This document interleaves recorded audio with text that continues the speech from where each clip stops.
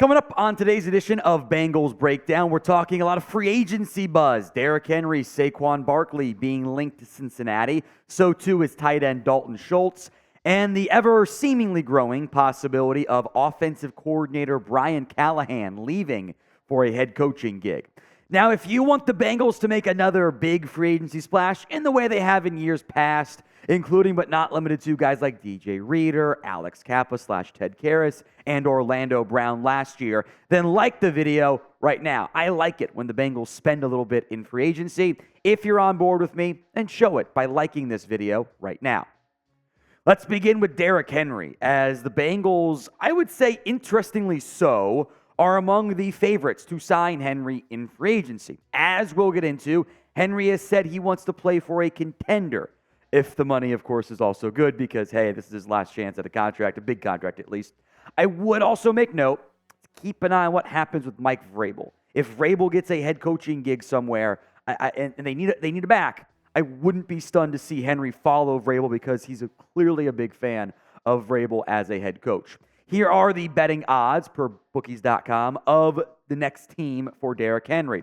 The Patriots are the favorite, which I find weird.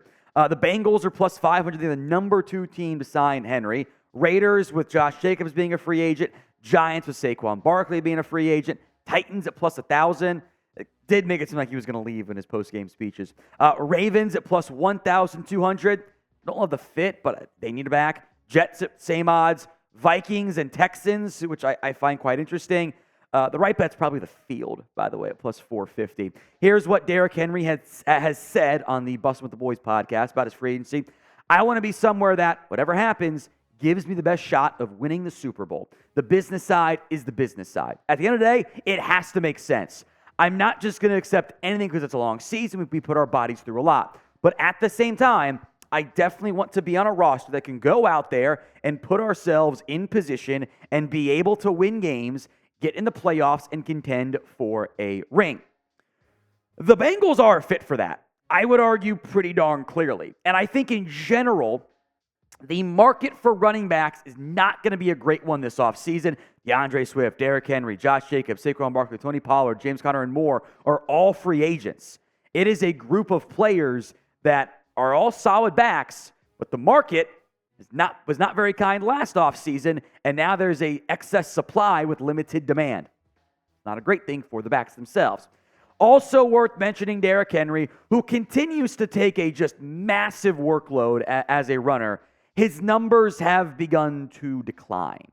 Didn't have the same 5-yard per carry machine he was the past 3 years. I would argue the offensive line, correctly so, gets some of the blame there, but it is worth mentioning. Meanwhile, the Bengals running back room, Chase Brown, I based on what they did this year, I think they want him to be their lightning.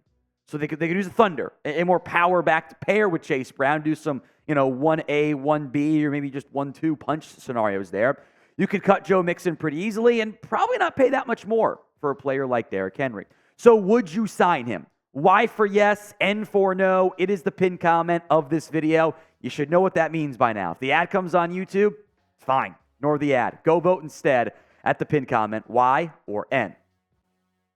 Same time, same conversation here with Saquon Barkley. Bengals, again, among the betting favorites.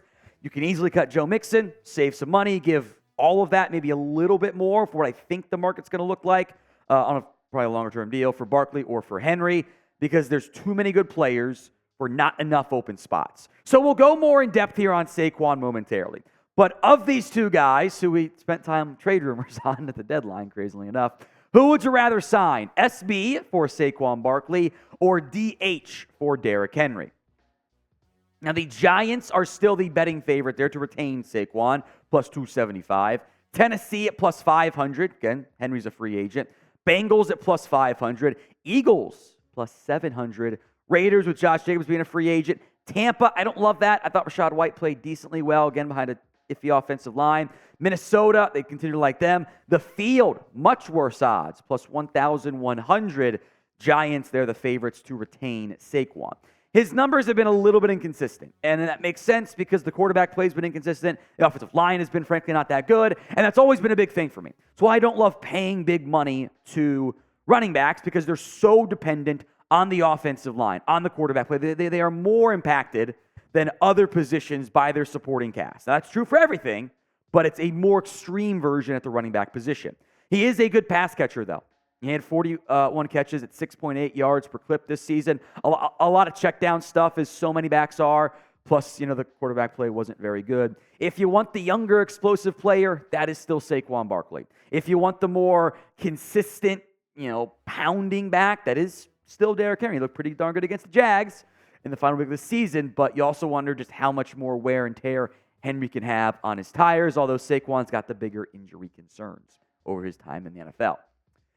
Folks, if you are excited about the Bengals offseason and you haven't already liked the video, then do so now. We will be here all offseason long. If you're hyped like I am, then like today's vid. Maybe a more somewhat realistic and more need-filling option is tight end Dalton Schultz. Now, PFF had named one free agent target for Cincinnati this offseason, and their selection was Dalton Schultz, the Texans tight end. The Bengals, to be blunt, did not get very good play out of their tight end room this season. They targeted a bunch, but didn't get the best of the results. And Schultz has been a very reliable, steady piece at the tight end room in Texas for both Dallas and Houston. Here was the argument from PFF. The Bengals could lose both T. Higgins and Tyler Boyd combined to see 165 targets in 2023 this offseason. Young receivers Andre Yoshivas and Charlie Jones could step up in their places, but the Bengals adding a talented receiving tight end could help them win in the middle of the field. Schultz proved himself to be a reliable target for the Texans this year, earning a 72.2 PFF receiving grade through the wild card round, i.e. not including the divisional matchup. I think it's a logical fit for Cincinnati. This is a safe, steady, reliable player. He might have a drop issue here and there. He's not going to be a dynamic after-catch player, but the numbers haven't really changed for Dalton Schultz the last 4 years. Now, better in 2021, kind of regressed a bit, did miss 2 games in 2022. He's going to get you around 10 yards per catch. He'll get you around, if healthy, in the 55 to maybe high 70 range. He is stable. He's not a terrible blocker. He's not good in space in it, but he's not a massive liability there either. He's a fringe-ish top 10 tight end who what you're getting. High floor player, I think is a good fit for Cincinnati since, as a reminder, the entire tight end room is a free agent. Hudson, Drew Sample, Irv Smith, Mitchell Wilcox are all free agents, and you're going to want to bring back 1 or 2 of them. Maybe it's Hudson and Sample. You don't have a true number one. Hudson can do some fun pass-catching stuff for you, but he's not nearly as dynamic as others and also not as reliable as Schultz is. And I would argue Schultz, by a pretty solid margin, is the top free agent tight end in this year's class. It's guys like Schultz, Noah Fant, the Patriots guys, Henry and Gesicki. I'm down to bring in Henry or Schultz. And Fant borders a little bit too much like the Irv Smith stuff, former high-round pick. More productive than Irv Smith was. Gerald Everett's getting up there in age, but he's still pretty solid as well. So I would like to find a tight end, and that could very well be Schultz if Houston doesn't retain him, which I think is the more likely outcome there either way. But would you sign Dalton Schultz? S for you'd sign him, P for your passing. Go vote in the comments section. As we've done on the shorts here on the channel, updates on Brian Callahan. He has 3 in-person interviews set up right now. Now, look, there's no guarantee he ends up getting a job, but there's clearly a lot of interest here in the Bengals offensive coordinator. Again, there are ties to the old to the tree of Sean McVay, which NFL teams love. The Titans are going to interview him on Monday. As we sit here filming, Carolina is going to interview him on Tuesday, so keep that in mind. Atlanta at some point later on this week, with still plenty of buzz that Belichick gets that job. Tennessee and Carolina fit similar molds. Not the most attractive jobs necessarily, but they do have young quarterbacks they want to maximize. So going with a young offensive mind in Callahan fits that mold pretty darn well. Now, for more Bengals news and rumors, hit that sub button. The more subs we get, the more videos we can do. If you haven't already, please subscribe.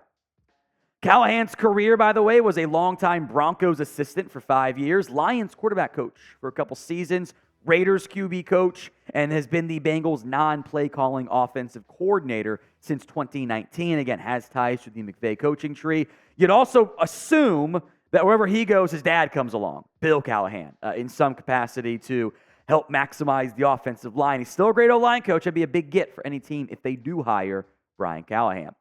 Now, in the event Callahan leaves, I think the obvious replacement here is Dan Pitcher, the quarterback's coach. However, timing is a bit murky here. He's interviewing for the open Saints offensive coordinator job.